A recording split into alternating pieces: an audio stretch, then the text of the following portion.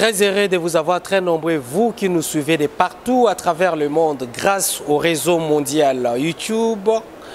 Connecté sur Entrepreneuriat TV. Bonjour et bienvenue dans ce nouveau numéro de votre magazine d'actualité Top 243 News, dominé souvent par les actualités parlementaires en République démocratique du Congo.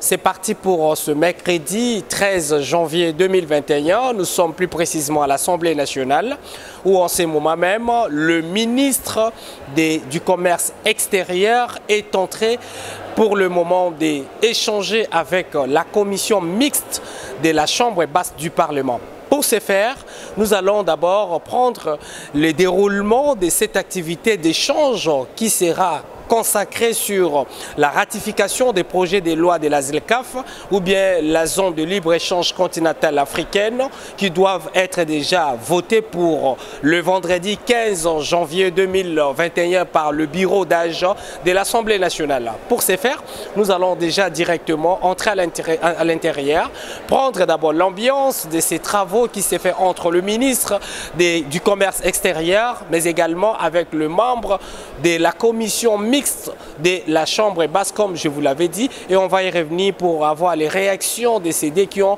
participé à ces travaux qui prendront fin pour ce jeudi 14 janvier 2021. Suivant. Exclure du démantèlement tarifaire, soit 3% des limites tarifaires.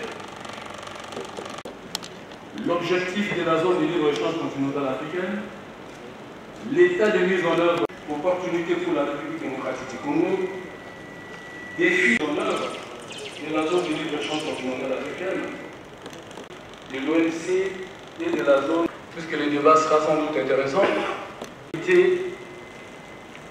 nationaux et l'illégitimité de libre-échange continentale africaine, de l'Organisation mondiale du commerce, de l'accord général sur les tarifs douaniers en 1994. Il a été conclu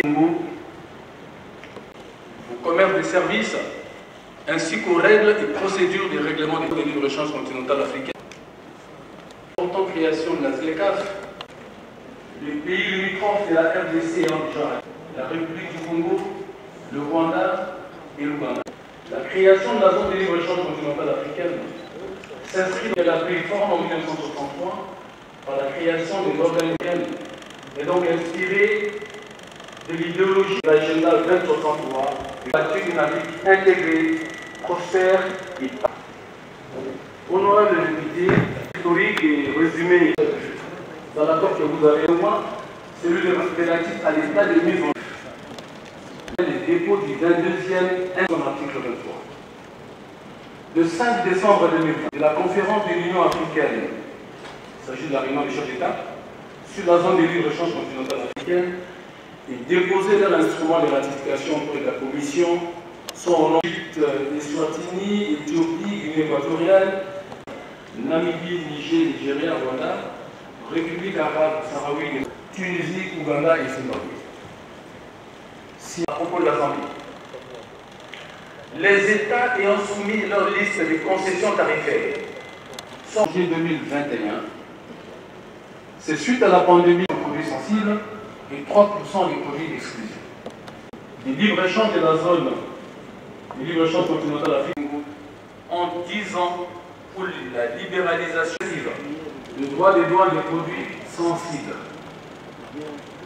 Exclu d'organiser le libre-échange à l'échelle du continent africain pour les listes tarifaires de la République démocratique du Congo. Élaborées.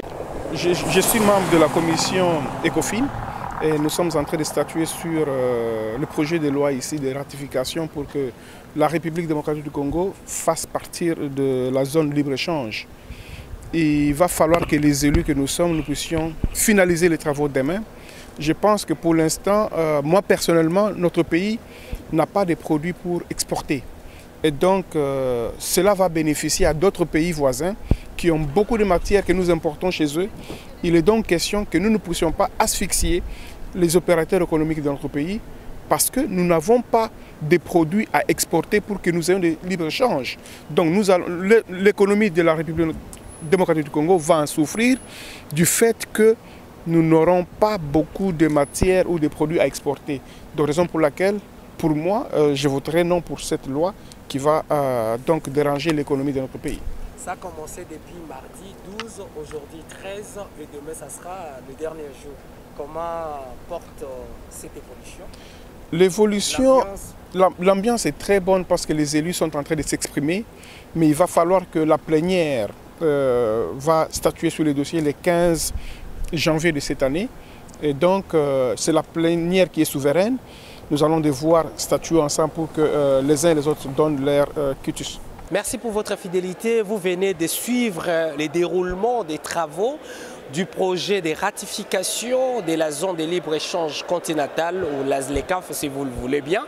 C'était le ministre du Commerce extérieur qui vient de participer au déroulement des travaux sur le projet de loi de ratification qui se fera le vendredi 15 janvier 2021, sauf un changement des dernières minutes. Mais sinon, ce projet de loi doit être ratifié afin de permettre au président de la République pour prendre le pouvoir au niveau continental qui entrera déjà au mois de février pour cette année en cours.